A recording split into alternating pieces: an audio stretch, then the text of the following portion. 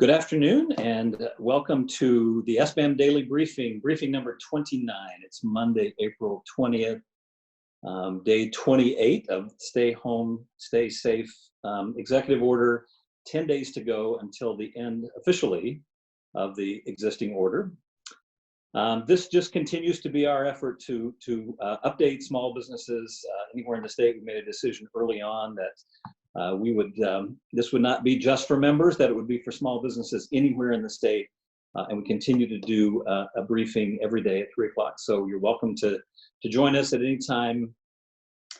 As always, I'm joined by my partner in crime, Brian Calley, who again is in his car out by the highway. And Brian, one of the big questions that everybody's talking about, is there more money for the PPP, the Paycheck Protection Program? And if so, what should we expect? We actually have a guest today who might be able to shed a little light.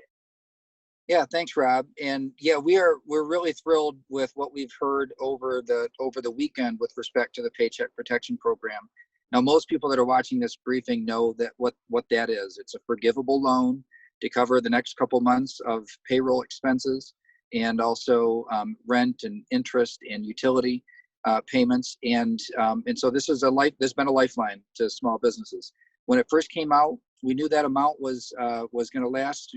We estimated around a couple weeks, around 2 weeks. That's right on the money. That's how it turned out.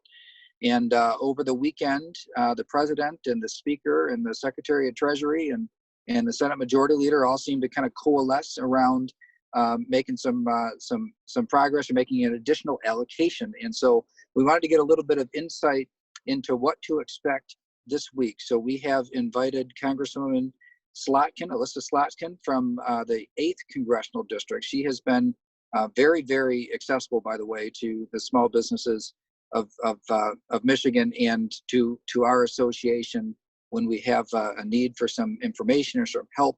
And so, Congresswoman, thank you for joining us today.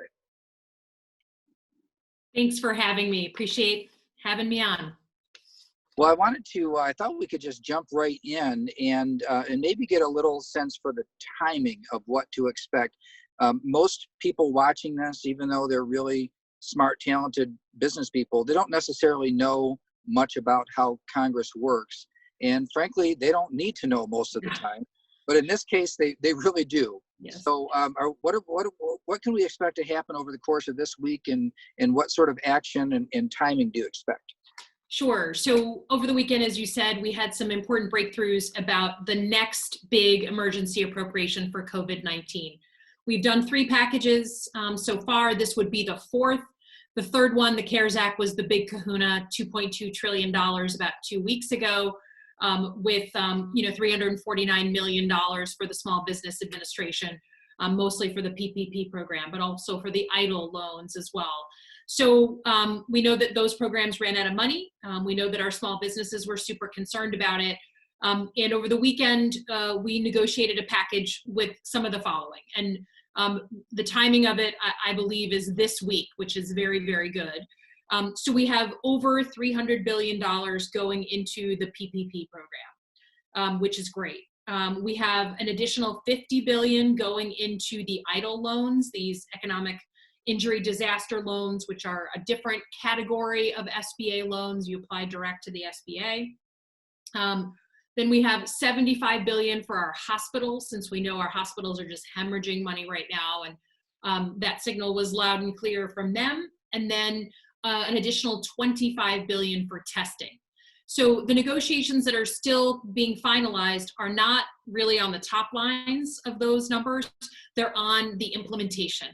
And particularly on the PPP program, there was just a healthy debate about whether our smallest businesses, some of our most vulnerable businesses, were getting the same access and precedence in line for these loans as some of our bigger and more established businesses.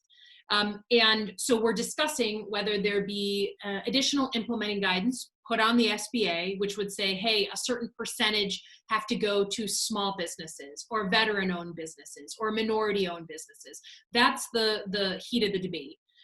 It looks like we're rounding the curve on that. I know the Senate is looking potentially at action as early as tomorrow For members of the House, we've been told to come in and be available by 10 a.m. on Wednesday. And if you can't come in to figure out what to do with yourself to make sure you can participate in our democracy. So I am making my way to DC tomorrow so that Wednesday morning, first thing, hopefully we can vote on this thing and we can get that money back into the system and back out to folks watching. Great. Well, thank you so much for the update on it. Before we get to Rob, he's got a follow up on with respect to the amount. I thought I would just interject that we did see kind of a big average loan size in the beginning, and but as I track these numbers coming out, the first $250 billion had a pretty high average loan size. The last $100 billion that was approved on the original allocation had a much smaller loan size, and what that told me was that a lot of the bigger small businesses, because it's all small businesses, but the bigger small businesses were just better positioned to get in with their bank, had established commercial banking relationships, and then what happened was the smaller ones started to get in just as the money ran out. So my expectation is that this $300 billion that you're talking about will probably go further, deeper into the very small businesses as compared to the original allocation, which was actually 50 billion bigger. So I just thought I'd throw that in there, that this is, I think this really is going to get into the heart of what most people consider to be small businesses that they see operating in their local markets. Yeah, that's the hope. Certainly in, for instance, the Lansing area in my district, we've had folks get $3 million loans. We've had folks get $100,000 loans. So it does seem like we're starting to move on some of the smaller loans. And we did, as I mentioned before the screen turned on here, the SBA realizes that dealing with the banks has sometimes been frustrating. You're trying to put a lot of applications through just finite pipes. I mean, these are folks who are working 24/7 to try and process these applications.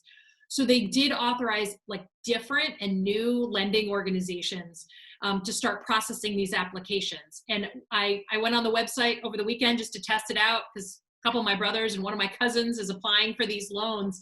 And you can put in, on the SBA website, you can put in your zip code and it'll tell you every place you can go and seek one of these, turn in an application. And some of them are pretty non-traditional, they're new. And so I've been encouraging people, especially some of our smallest businesses who don't have deep, long-standing relationships with their banks or with their credit union, to think about diversifying where you put that application through, because that was the intent, was to make sure that people who weren't captured in those long-standing relationships still had a place to get their application pushed in. Congresswoman, again, thank you for joining us. One of the interesting things, we really made it a priority to get more PPP loans into Michigan than really any other state. And we know realistically we won't have more than Texas and California and New York, but certainly for our size, we wanted, and because we believe Michigan will recover faster, our small businesses will recover faster if they take advantage of this program. So we've really been promoting it and tracking it. $10.3 billion at the last report from SBA came into Michigan, and the average size loan was $238,000. So to Brian's point, that's pretty big. Yeah. And we do believe that you'll see that begin to go down, average begin to go down. So I guess one of the questions really is you kind of addressed. Do we see any changes coming from the second installment, if you will, from the first? For example, not all nonprofits were eligible in the first one. So it left a lot of service organizations and economic development organizations sort of scrambling if they weren't a 501c3. Any of those sort of things. And I guess maybe a related question is there any chance this gets derailed? So, first of all, the changes that I know the House has been advocating for are basically just putting in a floor to make sure that our smallest businesses get a certain percentage of the pie. And if Brian is right, and we're now kind of down to the smaller businesses who didn't have as close a relationship with their banks, shouldn't be a problem to hit that floor, that we won't have a problem with that. but making sure we're making sure our smallest businesses get heard and get their loans. I have heard of some suggestions about veteran-owned businesses, minority-owned businesses, just making sure the mix is right. But to be honest, that's still like a very live issue. I don't personally, listen, I'm still a novice at watching the politics of Washington, but my experience is when Democrats and Republicans agree on the top line numbers, the rest can largely be worked out. It still can be tough, but getting agreement on the top line numbers is kind of where we start. And there's not disagreement on the numbers, it's implementation. So it could be that we're a day or two later, but I see this getting done this week. There's just so much incentive for both sides and the administration to get this done. The PPP program has been successful. People like it. It's a little messy, but my gosh, it's 10 days they got that amount of money out. So I think that's incentive for both sides to get it done. Well, I've certainly found myself saying something that I haven't said in 30 years of small business advocacy, and that is the Congress of the United States sent a lifeline to small businesses. Yeah. And I believe it's that level. I think some businesses will survive only because of the PPP program. And we certainly have been saying that to small businesses loud and clear all over the state. Yeah. And by the way, I think it's a really important message for you all as an advocacy organization to keep sending, because this is not our last package. We're already starting to talk about a fifth package, right? We already know that our cities and towns, to be quite frank, because of lost revenue, aren't going to be able to cover like base core budget issues. So there's more sort of existential debate to be had. We know we're going to have a fifth package, and then we're going to have a real conversation about stimulus. Because like you said, we're talking about Lifeline right now. We're not talking about stimulus. And we know we're in a recession. We know that. So the more the small business community fights to be heard, that the way that you bring us out of this coma that we're now in is by focusing on the smaller businesses and making sure they're not, left out of the conversation. I think that will be very important. Representative Slatkin, we just really appreciate you being with us today. We know you're crazy busy right now as well, and thanks for coming on and giving it to us straight. I think this is the great question: is will there be more? There were a lot of small businesses standing in line when the close sign went up, and are still standing in line. So thank you for the insight that you're giving us. We really appreciate it. You bet, my pleasure. Thanks for what you do. See you guys. Being on. The other question we've been talking about is then what is the bank's reaction? I know it was uneven as the banks stood up their capacity to do PPP loans. The guidance was go talk to your lender, go talk to your banker. And so, we've been asking this question, what do we think the bank's going to do now? Is that if another $300 billion comes to the PPP loans? So we reached out to the Bankers Association, and Alex Morris, the advocacy manager for the Michigan Bankers Association, is joining us. Alex, what can you tell us about what banks are likely to do if, or I think we should say when, a new tranche of money comes? Yeah, well, thank you, Rob. Appreciate the opportunity for our associations and our industries to work together through this. I think we're very clear through conversation with our membership, both regional banks and small community banks, that any financial institution, at least the banks from our perspective that have participated in this program up to this point, have no intention of pulling out or no intention of rolling anything back. In fact, many of the smaller community banks that were a little bit more nimble and able to stand this process up a little faster, many have worked through their customer list and have serviced all of their small business customers, and hope to, in this time, with the new additional dollars and the following dollars to come, if there is an additional package, I think would be looking at opening up to non-customers as well. So really just trying to provide access to your members is key for us right now.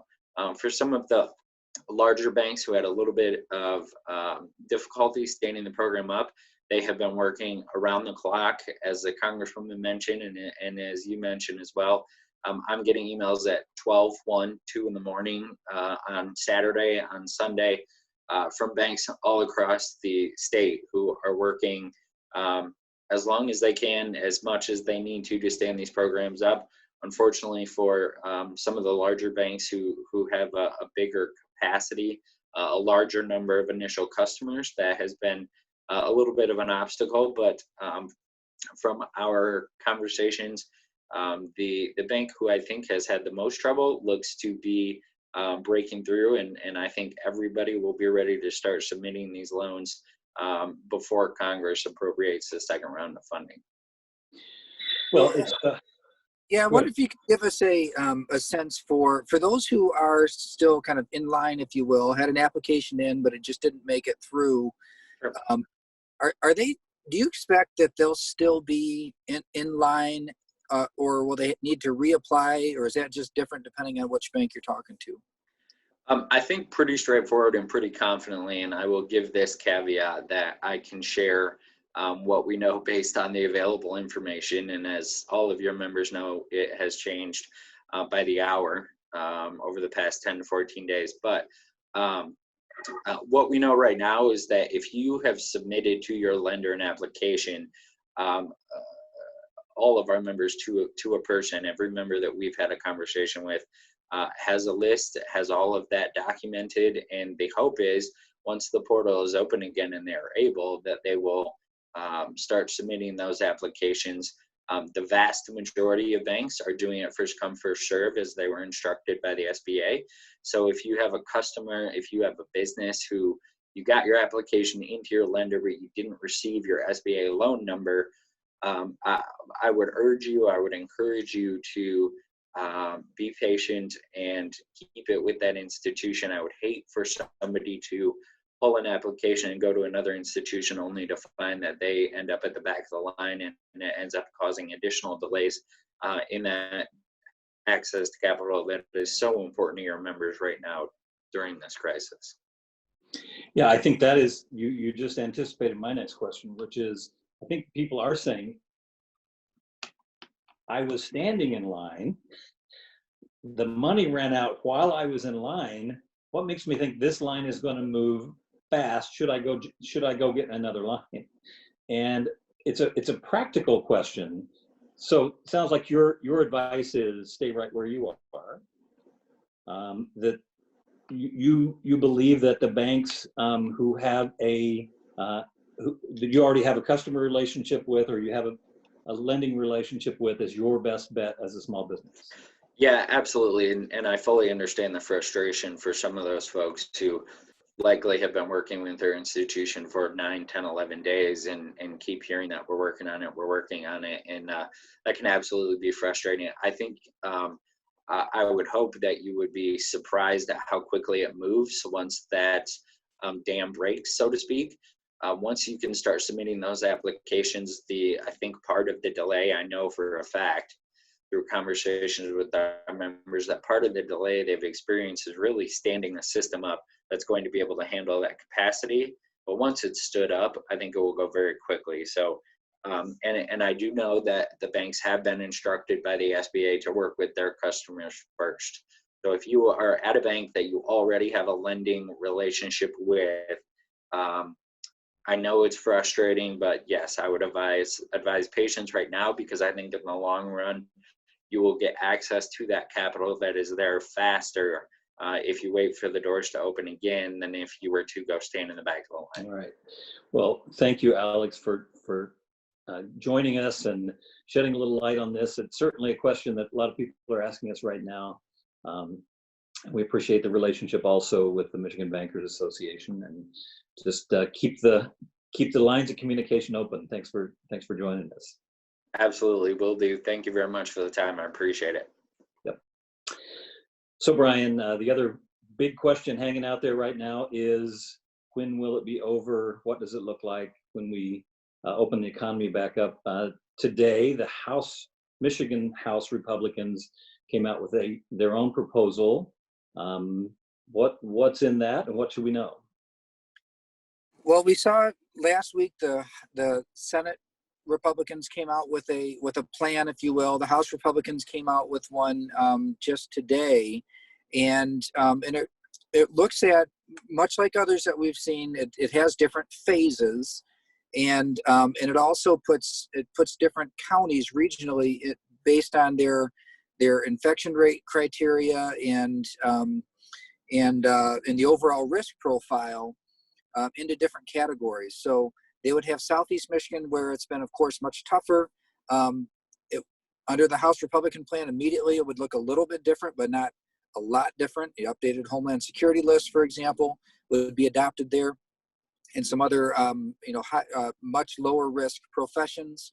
But in other parts of the state, their process would really open up things a lot more. And so, but that's in terms of the details of which county and what you can do in which county. That's one thing. But I think that the novel thing in the House Republican plan is that it creates a group, a task force, they call it, but essentially like a commission or a council. And what that group would do is it would put a bunch of different points of view around the table. So up until this point, it's been mainly the overall kind of public health management voice at the table that's kind of driven the conversation. And frankly, for managing a pandemic, that needs to be the loudest voice at the table. As that curve has flattened, and as we've moved out of that place where we've seen these dramatic increases and now these rates starting to fall, what the House Republicans would like to see is for there to be an economist at that table, and to have a small business at that table, a person who's lost their job at the table, in addition to public health and epidemiologists. And so it's a group of people with a lot of different points of view to make these types of recommendations. Ultimately, no matter what anybody's plan says, ultimately the main authority in an emergency rests with the governor. And so this would, what this would do is just kind of spread out that the decision making and the input into a wider group of people. So it's another idea, another concept on the table, but we expect we're probably going to hear a little more from the governor yet this week on what we can expect to happen May 1st. So we'll put all these things together, and then I think we'll know a week from now a lot more about what May is going to look like. Yeah, and so the House Republicans, so the majority in the House, the Senate Republicans, the majority in the Senate, and the governor, all three have a sort of a working plan, or plans in the works, I should say. So that's appropriate. Three parts of the government. The governor's advisory group is this Michigan Economic Recovery Council. We've talked about it a little bit. The chairman of our board, Milan Gandhi, has a seat at the table of the Michigan Economic Recovery Council. You've been working with them as well. What do we know about the MERC and its recommendations? Well, we know that group is working at a very fast pace. They have been up and running and putting together recommendations based on facility type and also labor sheds. And so these are bigger regions than counties. And so as that work progresses, we know that the idea, these are recommendations for what happens after May 1st. That means that those recommendations have to get to the governor before then. And once that happens, I think there's, once that process starts where recommendations are formally made and we can start getting a better picture for what the future looks like, it would be our hope, and what we're hoping to see especially over the next 3 or 4 days, is for the picture on what happens in May to become much more clear. We know that in other places, like in Ohio, for example, they're already laying out plans for what's going to happen in May, and it gives businesses that are going to have to do things. A lot of businesses are going to have to do things they've never had to do before in order to operate. Health screening would be an example. Most businesses have never done any kind of health screening before.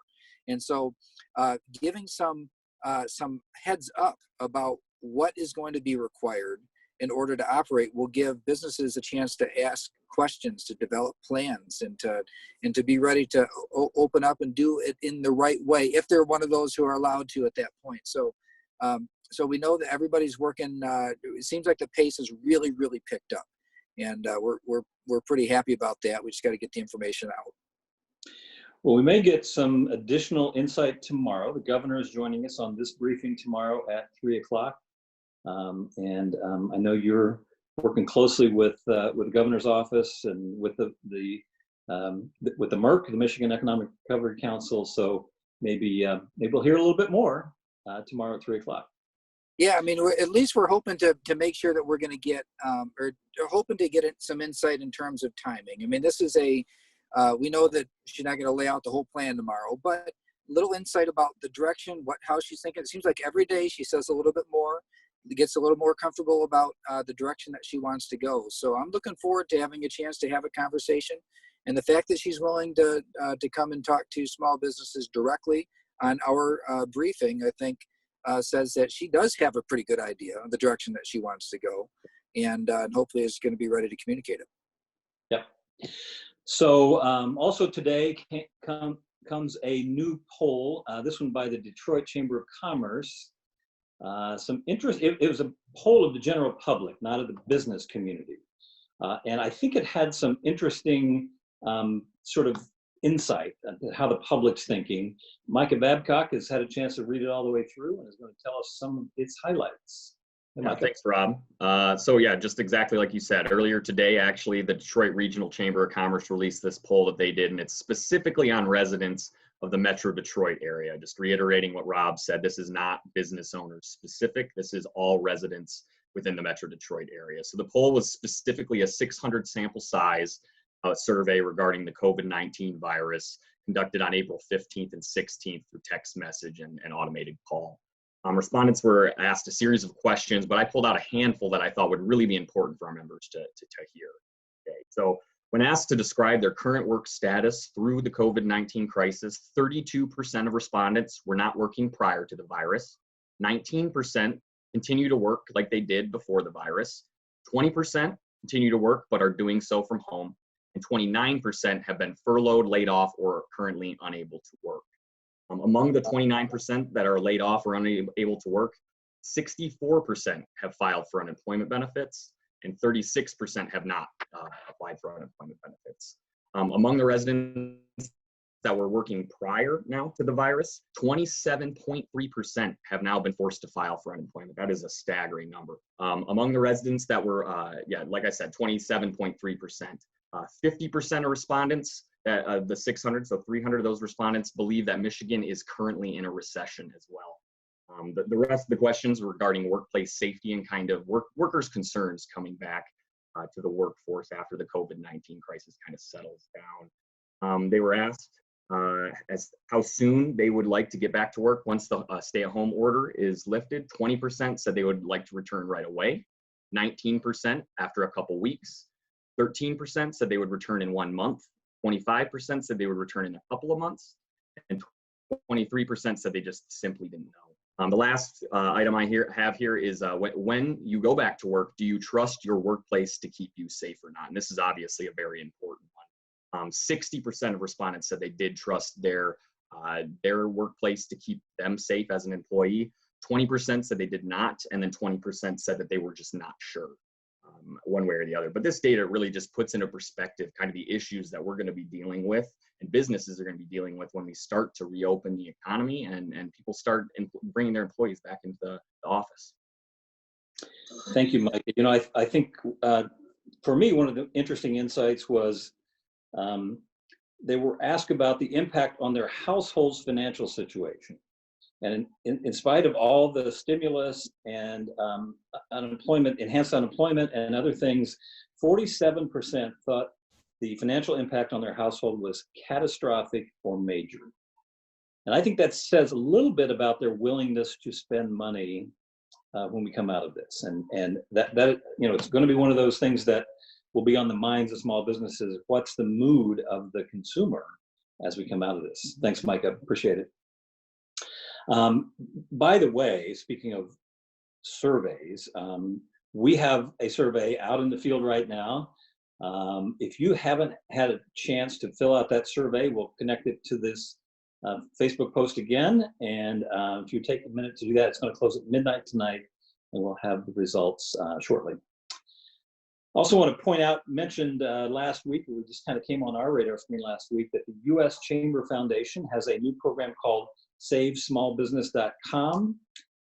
It is $5,000 with a pretty low bar if you meet these qualifications, which is 3 to 20 employees, that you are in an economically vulnerable community. And the way to find that out is to go to SaveSmallBusiness.com and put in your zip code. And then you'll be told whether you are eligible or not, and that you've been affected by the COVID-19 crisis. If you are eligible for that, I would encourage you to go check that out. Again, we'll have more information on our website. I've already mentioned that the governor will join us tomorrow. Also on Wednesday, Bob Riney, the president and COO of the Henry Ford Health System, will join us with what I think will be some really interesting insight from a hospital system who dealt with a majority of the Southeast Michigan patients from his perspective. What's it looking like? And that'll give us some insight on when and how it might come to an end.